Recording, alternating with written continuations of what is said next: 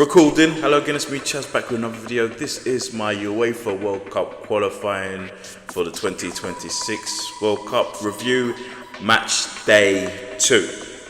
I'm doing the UEFA zone videos slightly different compared to the CONMEBOL, which is the South America World Cup qualifiers, and the AFC, the Asian World Cup qualifiers, where I've decided to split these videos into two, starting with Group G, H and I. So this is my part 1 of match day 2. My part 2 would focus on Group J, K and L. Should also mention that these 6 groups that I just mentioned are half of the amount of groups that are in the UEFA Zones World Cup qualifiers. The groups from A to F are groups of 4. They will start their World Cup qualifying campaigns in September, while these groups are mentioned from G to L are groups of 5 who started their World Cup qualifying campaigns in March. I know these videos are a little overdue, very overdue. I'm gonna focus the rest of this month of July in all the videos that are supposed to have released in March. So for now, I've got the last couple of match day 2 videos, this including the next one I'm going to do later, and then after that, for the UEFA zone, I will focus on the CAF, that is the African World Cup qualifiers. But for now, this one is UEFA World Cup qualifying review, match day 2, Group G, H and I. Alright then, I'm going to start with Group G. Group G has Poland in, who have made it to the Final Four in 2 occasions, first in 1974 and in 1982. Both times they won their 3rd place playoff match. We have Finland and Lithuania, who both have never qualified for a World Cup, as well as Malta, who is also in this group, also never qualified for World Cup. And finally, the Netherlands, who have reached 3 World Cup finals in 1974, 78 and in 2010, but has still not won the World Cup. The Netherlands was the only team in this group not to compete in March. They lost to Spain on penalties in the Nations League back in March. We're going to start off with the first tie, which was a match between Lithuania and Finland, which ended in a 2-2 draw. Both Lithuania and Finland had opposite results in their match day 1 games. Finland beat Malta away, while Lithuania lost 1-0 to Poland, also away. Kairanen for Finland opened up the scoring. A few minutes later, about a good 12 minutes later, Finland would double their lead from the penalty spots. Goal from Pohan Polo. Lithuania do get a goal back in the first half. Good strike from Kuses. A good pass from Doniklav to him. Gave Lithuania a chance, and in the second half they do equalise. Long range strike from Ginetis. Definitely catches the keeper out there. Equalise for Lithuania, making the game 2-2. Great comeback from Lithuania, but that is poor from Finland, throwing away a game there. Lithuania and Malta are the teams that Finland definitely need to beat if they are going to qualify in this group. Again, they did manage to beat Malta on match day 1, but throwing away a 2-goal lead against Lithuania definitely damaged their chances here. Nice point for Lithuania to get back after their defeat against Poland, which was only a 1-0 loss. Lithuania only played the 1 time in June in this World Cup qualifiers anyway. They did draw to Malta 0-0, should just mention. For Finland, they went up against the most likely the top 2 teams who will finish 1st and 2nd in this group, Netherlands and Poland. A mixed bag for them in June. I would mention those games a lot more when I do get to my match day 3 videos. But again, 2-2 draw, Lithuania and Finland. Right, the next two teams in this group, Poland and Malta. That game ended in a 2-0 win for Poland over Malta. Swiderski would score both times for Poland, first in the 27th minute and then again in the 51st minute for Poland. Malta ended the game with 10 men very late on in the 90th minute, 1 minute into extra time. A high boot on Wistelski from Shurarov meant a straight red card. Very poor for Malta there. That's 2 losses in their first 2 match days. So very tough for them. It doesn't really get too much better for them. In June, they do draw with Lithuania, as I mentioned earlier, and absolutely take a hammering from Netherlands 8-0 in June. I'll discuss those games a lot more again when I talk about match day 3. But yeah, for Poland, great start for them. That's 2 wins back to back. First beating Lithuania and then now Malta. These are the teams that they should be beating anyway. That said, Poland do play one time in June. As I mentioned in match day 3, they lost 2-1 to Finland. So that's a little tricky one there for them. But at least for match day 2, at least in March anyway, they had a very positive start to the World Cup qualifying campaign anyway in March. So let's have a look on the match day 2 table for Group G. As you can see, Poland top of the table with 2 wins. Finland second after a win and a draw. Lithuania third with just the 1 point from their game against Finland, as mentioned, the 2-2 draw. Netherlands didn't play in March, well, at least in the World Cup qualifying campaign anyway. So, as you can see, no points for them. Malta, who did play, they lost twice. They have 0 points at the end of March, match day 2. All right, let's move on to Group H.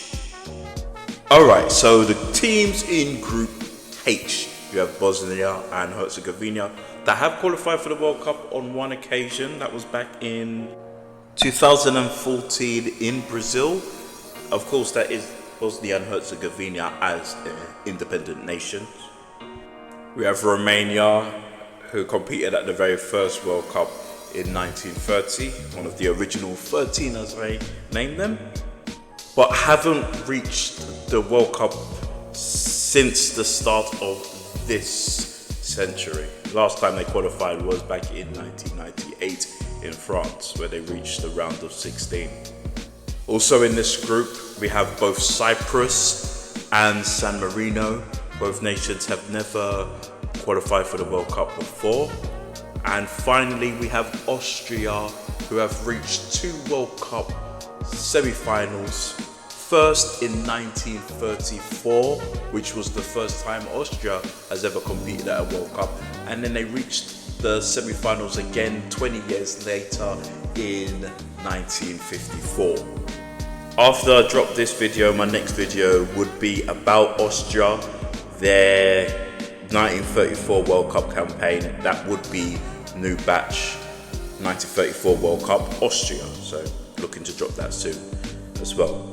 All right, back with this group. As mentioned, those are the 5 nations that are in Group H. Going to start with the match between Bosnia and Herzegovina. They defeated Cyprus 2-1. Bosnia and Herzegovina took the lead in the 22nd minute. A free kick given. A few meters away from the box. Hajradovic with the free kick. Clips the ball in to Demirovic. Pretty simple one there for Bosnia and Herzegovina taking the lead. 2 minutes though into injury time in the first half. Peters scores for Cyprus For an equaliser, goal came from the corner. Kusolis has a good header on. Keeper makes a great save, but right in front of Pittas. Header reacted fast and all that. On the plate for him, really. Equalisers. So that is 1-1 in the very first half. In the second half though, Bosnia and Herzegovina do restore their lead. Keeper kind of like claws the ball out and it lands pretty much to Hajanovic, who again, like said, did assist for the first goal for Bosnia and Herzegovina, scores for himself, makes it 2-1 for them. Cyprus do end up going down to 10 men themselves right at the end, 5 minutes into extra time. He doesn't get sent off. It was 2 yellows and a red for Pittas. Pittas was the one who did score the equaliser for Cyprus. Wasn't for the challenge, got to be for dissent because that clap, I know that the ref took offence, it is what it is, and he gets sent off, so it's bad for them. I mean, Cyprus and Pittas himself, who's scored against San Marino on match day 1 for Cyprus, this time not so good for them, playing Bosnia and Herzegovina with that defeat. Bosnia and Herzegovina, positive for them, that's 2 wins, 1 on match day 1 and now against Romania, and then 1 now against Cyprus. It's good for them. Both Bosnia and Cyprus only played 1 time in June, so match day 3 and I think 4. Bosnia do get themselves a win against San Marino, so that's very positive for them. They're 3 wins for 3. But in Cyprus's case, they do end up losing again. They lost to Romania. Alright, so next game up, San Marino against Romania. Plenty of goals in this one. San Marino lose 5-1 at home to Romania. Again, lots of goals. 2 of them being penalties and an own goal. The first goal for Romania came in just 6 minutes. As mentioned, it was an own goal. Clevoli, own goal, unfortunate for him. Late on in the first half, still 44th minute, Romania doubled their lead. Popescu scores, good fair. Marin scores in the 55th minute. That was a penalty. So 3-0 to Romania then. San Marino do get a goal back though in the 67th minute. Zanoni scores. Again, another penalty given 20 minutes later from the first penalty. Hagi scores in the 75th minute. And the final goal scored 4 minutes in injury time. Albec scores 5-1 for Romania against San Marino. A brilliant bounce back for Romania after their defeat to Bosnia and Herzegovina. So great bounce back for them. I was surprised about their loss on back in match day 1 because I was confident that Romania and Austria will be the 2 teams fighting it out for first and second in this group, but Bosnia and Herzegovina doing their thing there. For San Marino, that's 2 defeats for them now. It is what it is there for San Marino. They did win a couple games though. I mean, I think was it 1 game last year and 1 game this year, I believe. So, they have picked up some wins, but when it comes to World Cup qualifiers, this is when it's serious business. Alright, so let's look at that group again. The table, have a look there. We have Bosnia and Herzegovina top there with 6 points of the 2 wins. Great start for them. Got Romania second, 1 win and 1 defeat. Cyprus level with them, just 2 goals off them. Reason why they're third with a win and a loss. Austria are the only team in this group to have not competed in March. They lost in the Nations League against Serbia back in March. But they are fourth in this group, at least at the end of match day 2 in March, as mentioned. And San Marino, because of goal difference, on -6, they are bottom in this group. Right, so that was Group H. Now we're moving on to the final group, and that is Group I. Final group in this video anyway, so Group I. Okay, so now the final group in this video, Group I, we have Norway, who have competed in a total of 3 World Cups. The first World Cup that Norway ever qualified for was the 1938 World Cup, which took place in France. They do qualify again for 2 other World Cups.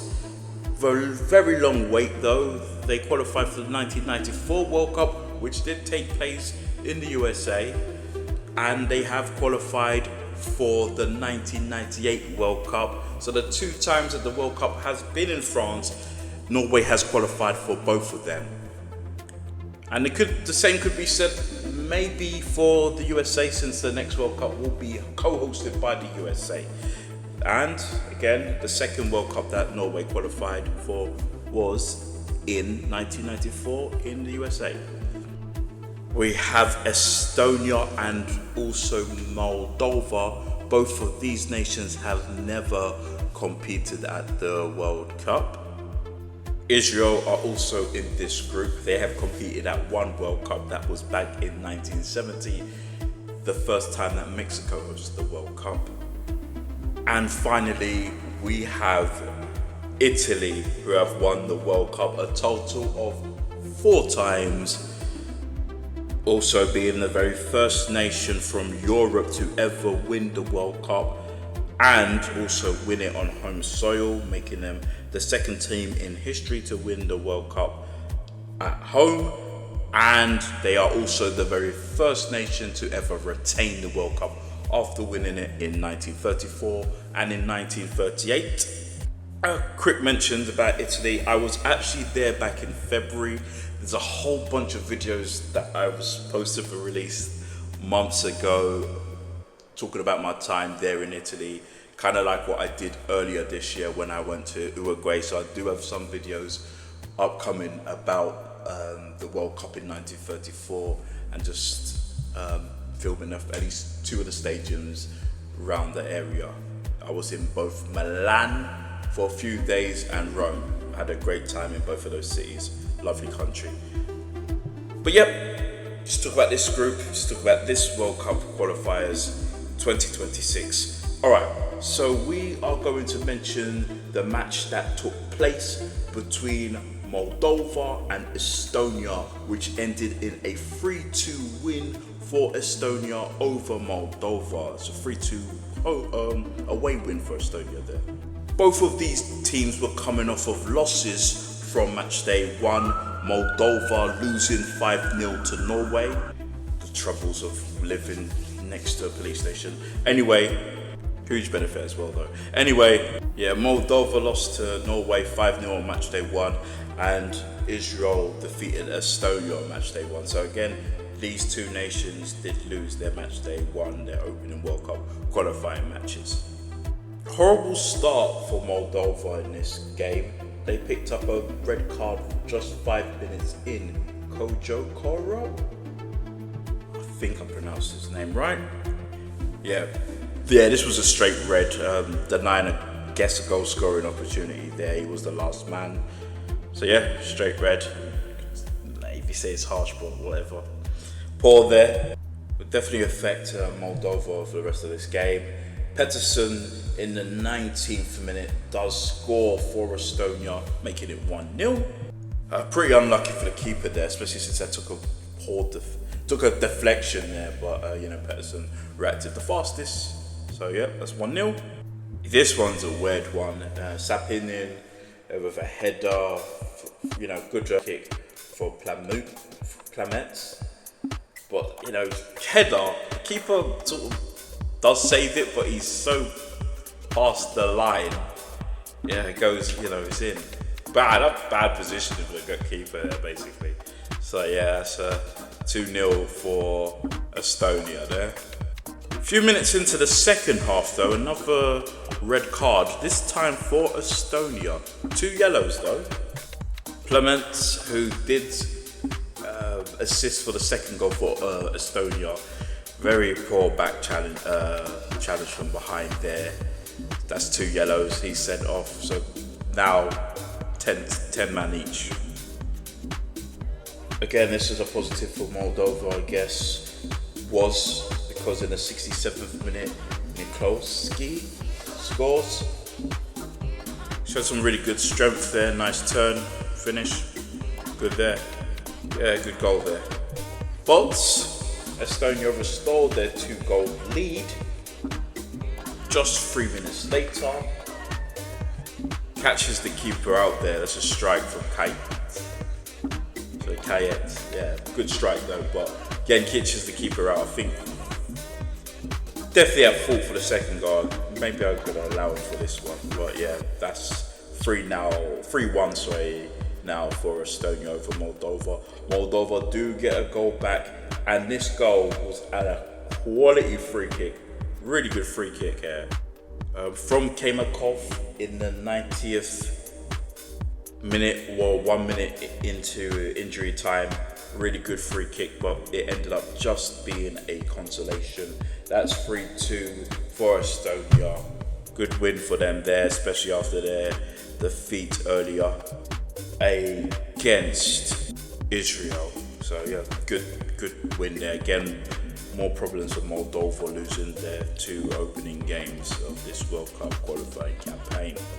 Quick mentions about the matches that took place last month in June. Italy, they play Moldova, so Italy start, and Moldova lose 2-0. That gave Italy, surprisingly, their first win. For Estonia, they played against Israel again, and they lose again in June.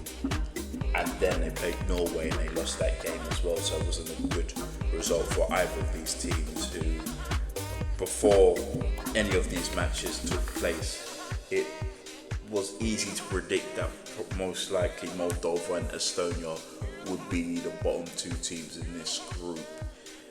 They definitely need to pick it up back in September. I will again discuss those matches when I get to my match day 3 and match day 4 reviews.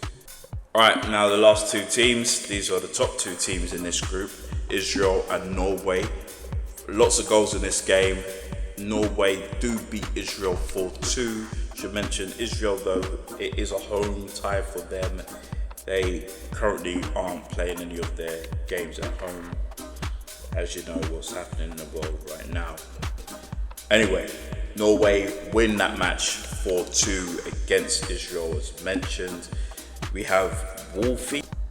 It's that Muller Wolfie who scored in the 39th minute. Odegaard with the assist. Odegaard was assisted a lot. He had a hat-trick of assists in this game. Really good for him. That was in the 39th minute. Abu Fani, yeah, I think that's how you pronounce his name. He does equalise for Israel in the 55th minute. So that makes it 1-0 Sloth. 4 minutes later, for Norway restored their lead. Another assist by Odegaard there. And then, sorry, was it Odegaard that assisted that one? My bad. Yeah, sorry, yeah, another assist from Odegaard there. 65th minute, Ajer scores for Norway. That's now 3-1. Haaland, of course, would score, makes it 4-1. That completed Odegaard's assist, or hat-trick of assists for Norway. 4-1. Israel do pull a goal back. Tojeman, 3 minutes into injury time there, but Norway does great there. That's 4-2 for them. Setback for Israel still, but they did get their win prior against Estonia. Quick mention about the games that take place in June, match day 3. Norway do play 2 times in June, just past mentioned. They beat Italy and then they beat Estonia. They in a great position to qualify for the first time since 1998. Norway are in a really good position here to qualify. Israel themselves do bounce back after their defeat to Norway. They managed to beat Estonia again. But we're going to check back to March. Mention this is match day 2. And here's the table right now for match day 2 in Group I. Norway top with 2 wins there, 6 points. Estonia second with 1 win and 1 defeat, 3 points. Israel the same with 1 win and 1 defeat. They are also have 3 points, but with a poorer goal difference. Italy, who I mentioned, the only team that didn't play in March in this group. They were playing in the Nations League and they were defeated by Germany in that competition 5-4. And also because of that defeat, that's the reason why they were put into this group. But yeah, since they didn't play any of their ties, they are currently 4th, at least at the end of match day 2 in March. And as you can see, Moldova bottom after losing both of their games, a heavy negative goal difference there after 2 games, goal difference of -6. So very poor for them there. Alright, that was finally my match day 2 video, at least the first part. That is Group G, H and I. So thanks for watching, I do appreciate it. Got to change it up a little bit. My next video that I'm hoping to release soon, just after this, would be my Austria new batch 1934 video, where again I do discuss how Austria performed at the 1934 World Cup in Italy. But I hope you will enjoy that video, and I hope you enjoyed this as well. Thanks for watching, listening as usual, and bye.